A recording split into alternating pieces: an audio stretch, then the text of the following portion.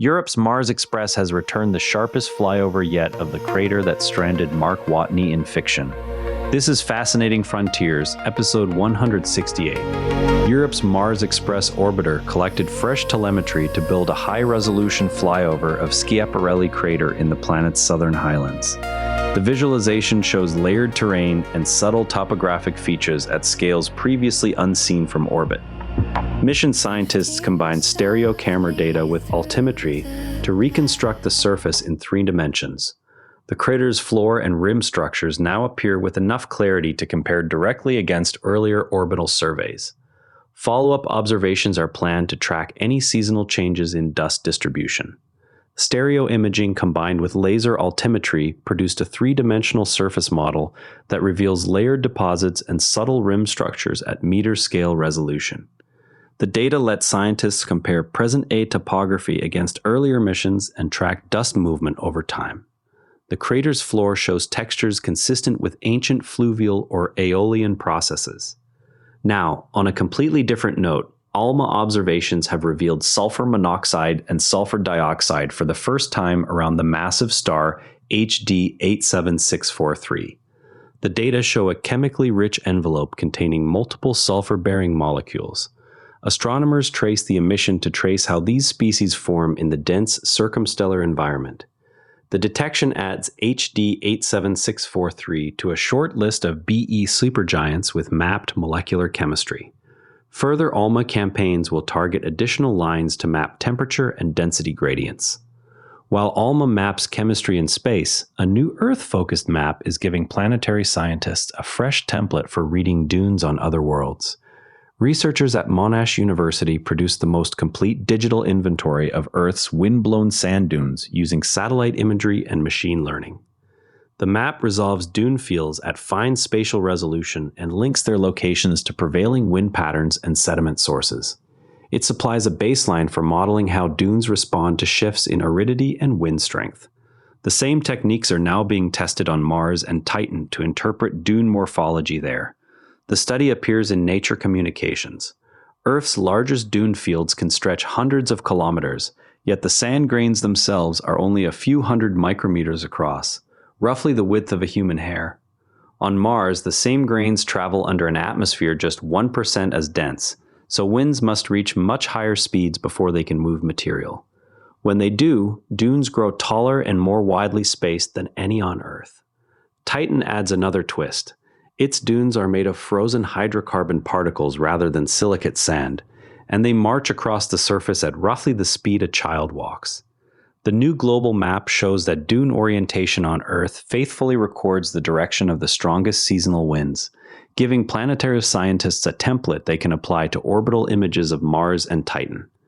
The remaining puzzle is why some dune fields on Mars appear locked in place, while others migrate steadily. Mapping wind-shaped landscapes on Earth leads naturally to efforts mapping the solar system itself. The 4th installment of a Phys.org series examines how solar sails, magnetic sails, and directed energy propulsion could reach the nearest stars. It reviews momentum transfer from photons or solar wind particles and the engineering limits of sail materials. The article places these concepts alongside historical nuclear and fusion proposals from the same era. It notes that sail systems avoid onboard propellant mass but require precise attitude control over decades. The series continues with performance comparisons.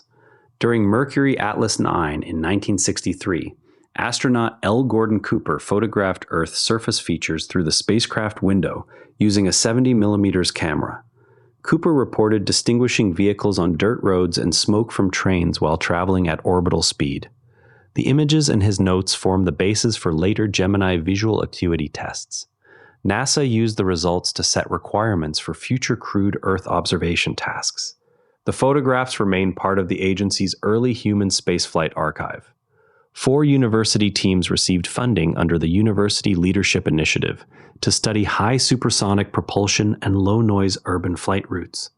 Projects range from engine concepts for supersonic aircraft to modeling noise footprints of small electric aircraft over cities.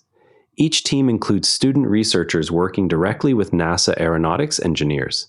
The awards support flight test campaigns that feed into agency technology roadmaps.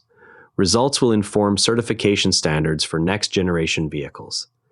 10 small missiles, likely KN-25 variants, flew from sites near Pyongyang into the Sea of Japan on August 20th. Each reached an apogee of 90 kilometers and a range of 320 kilometers. The launches appear intended as crew training rather than operational tests. Tracking data were reported by multiple regional monitoring networks. No orbital objects resulted from the activity. 4 fragments from the partial breakup of Intelsat 805 in the geostationary graveyard have been catalogued. The satellite was retired to that orbit in 2020 after decommissioning. The breakup occurred on July 29th. The new objects remain in high orbits and pose no immediate collision risk to active spacecraft. Analysts continue to monitor the fragment cloud for additional pieces. Moog Incorporated expanded its Huntsville facility with a secure lab for testing hypersonic and interceptor guidance systems. The hardware-in-the-loop facility allows closed-loop simulation of flight hardware under realistic thermal and vibration loads. The expansion supports U.S. defense and space programs that require rapid iteration on control electronics. Company officials highlighted the lab during the recent Space and Missile Defense Symposium. Work at the site will focus on both government and commercial contracts. Rocket Lab launched the 9th synthetic aperture radar satellite for Japanese firm iQPS on August 20th. The mission adds another imaging asset to the company's growing constellation for all-weather Earth observation. Electron lifted off from New Zealand and delivered the spacecraft to a polar orbit. iQPS plans additional launches to reach full operational capability. The satellite joins 8 earlier units already providing commercial radar data. While commercial constellations grow, older space assets face different endings. A $30 million commercial effort to raise the declining Swift telescope failed to achieve the needed orbit boost. Mission controllers confirm the spacecraft remains on a trajectory that will lead to atmospheric re-entry later this year. The telescope has operated for more than 2 decades and continues to deliver ultraviolet and X-ray observations. No further rescue attempts are planned. Swift's instruments will be shut down prior to final decay. As one mission winds down, others are just beginning to build capability closer to home. Several Canadian firms are advancing small launch vehicles to reduce reliance on foreign rockets. Rising launch demand and shifting geopolitics have accelerated private investment in the sector. The companies target orbital and suborbital markets with vehicles sized for domestic payloads. Government support includes regulatory streamlining and technology development grants. Success would give Canada an independent path to orbit for the first time. Launch access on Earth connects to how we observe our own planet from above. Earth-observing satellite measurements of snow cover and soil moisture are feeding machine learning models that predict river discharge in Washington state.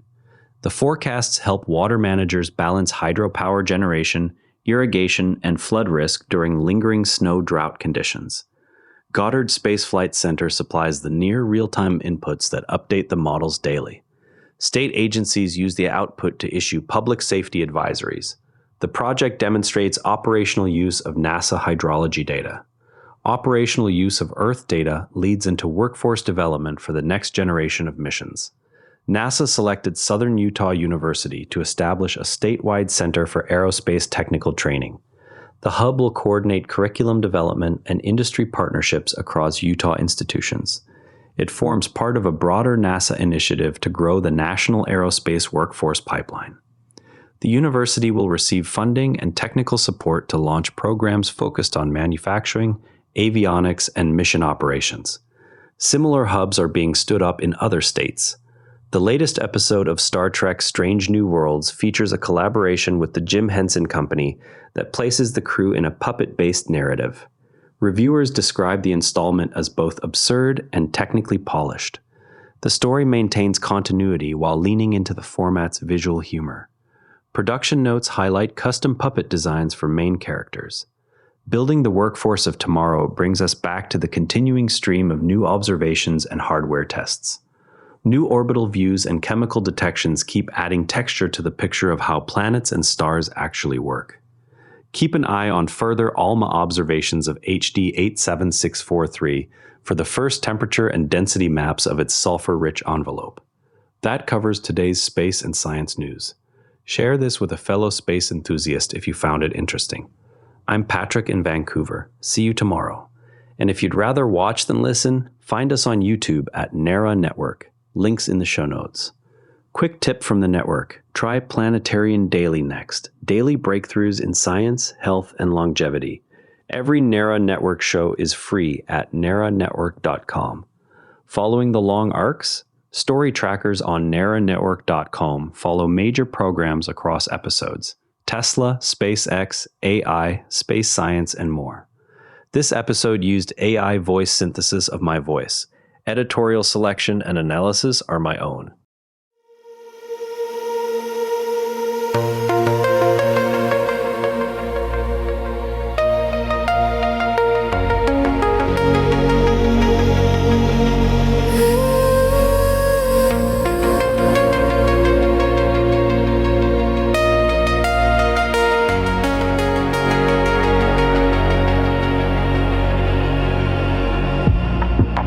Drifting softly through